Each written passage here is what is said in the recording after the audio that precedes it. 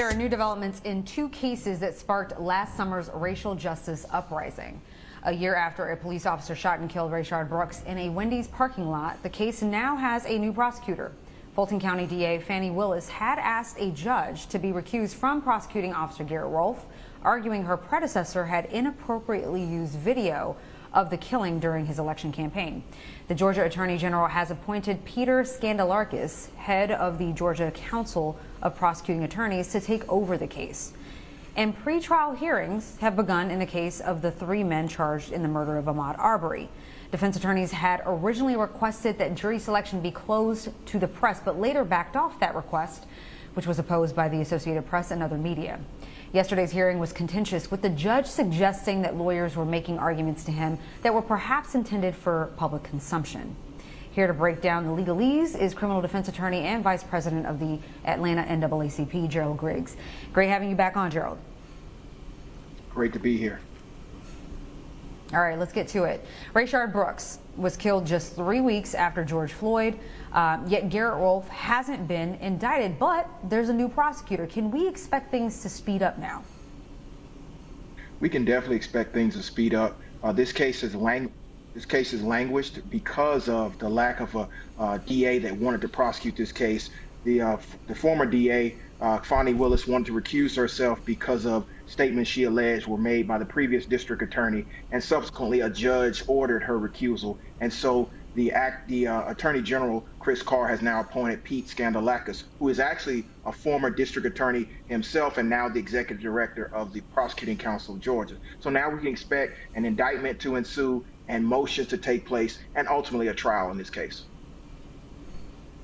What is the community, what are they thinking about this new prosecutor? Do you know anything about this new prosecutor, Peter Skandalakis? Yes, I've worked with Mr. Skandalakis in the past. He can be fair. The community was upset from the very beginning that this case has languished for such a long time. As you said, George Floyd's case has already been concluded. This case happened 3 weeks after George Floyd, and we were fully expecting a swift resolution of this case with a trial. But ultimately now the community is focused on getting justice for Rayshard Brooks. We're hopeful that this prosecutor will seek justice in this case. There will be a fair trial, and then we will see the punishment of both officers that were involved in this case. It's a pretty simple case. If you look at it from the perspective of a prosecutor, all you have to show in this case is that a taser by operation of law in Georgia is not a lethal weapon, and thus necessitating shooting somebody twice in the back, standing over them and kicking them is unnecessary and unjustified. I think that's the path that Mr. Skandalakis will take, and I think we'll ultimately see this to a jury's hands very soon.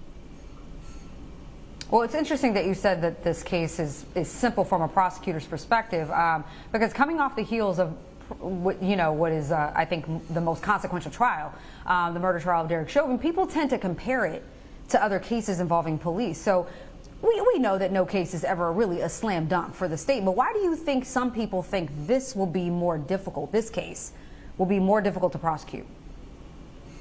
Well, some people think it's more difficult to prosecute because they're alleging that Mr. Brooks had a weapon, that being the taser. But again, under Georgia law, there's case law that shows that a taser in and of itself is not a lethal weapon, and thus it's not going to be as easy as the George Floyd case. We had somebody choke somebody to death for 9 minutes and 29 seconds, but you also have an unjustifiable use of force by Officer Rolfe by shooting Rayshard Brooks in the back after he fired over the officer's head, and then the officer fired not once but twice in his back, kicked him, and then stood over him. So those are the actions that I believe will show that this is unjustifiable, and thus a simpler case for the prosecution than most police-involved incidents. But again, many people believe it's going to be more difficult because of the use of the taser.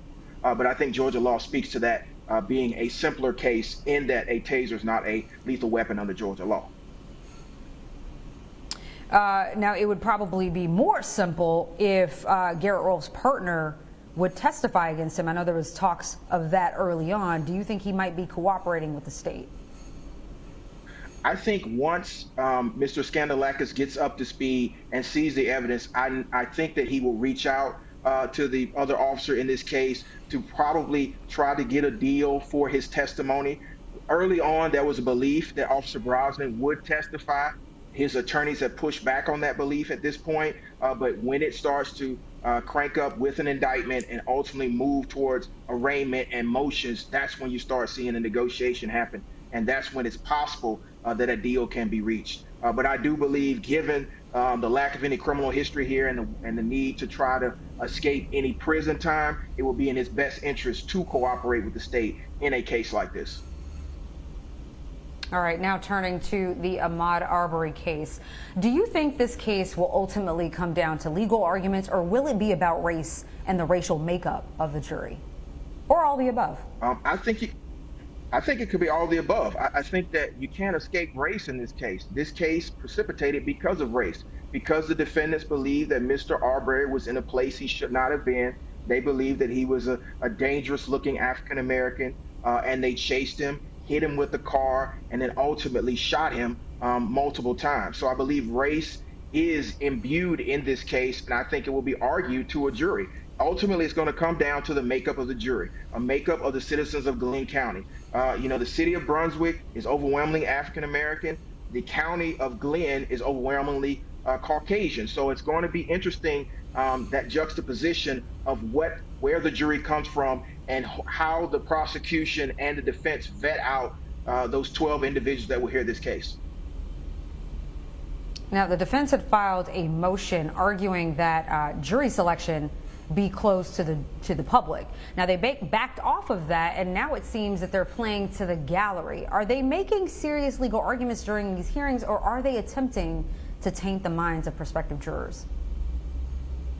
I think they're playing as best they can in the court of public opinion. It's already stacked against them because many, many people in this state, in that community, have seen the video, and the video is inexcusable. So they're trying to throw out arguments to see how the public responds to them through the media.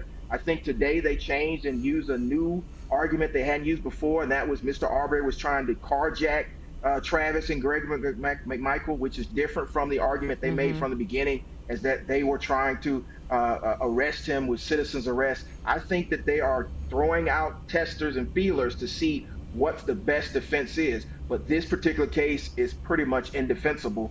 You had a young man who was simply jogging. They hit him with a car, they chased him down, and they shot him, and then they tried to use the excuse of a citizen's arrest. So I think they have a very difficult time putting forth a cogent defense, but they are trying through the court of public opinion.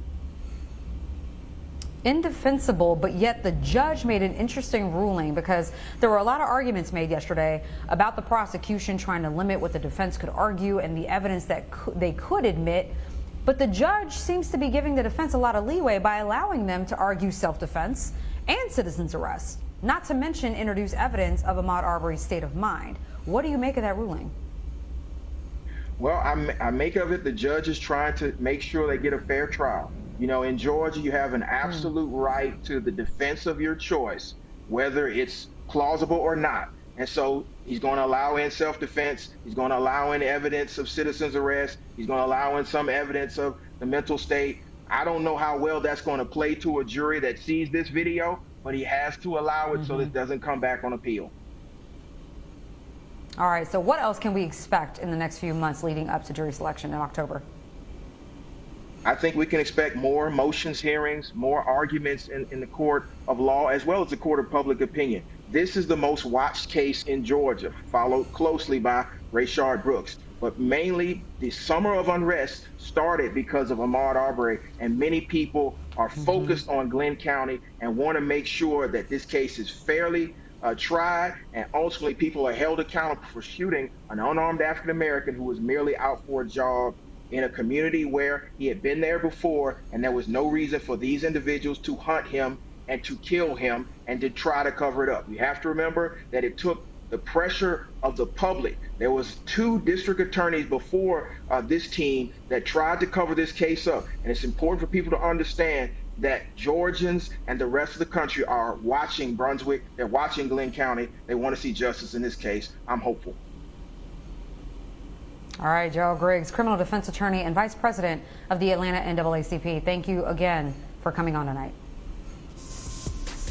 Still to come, we discuss the role mental health can play in cases where Black women and girls go missing.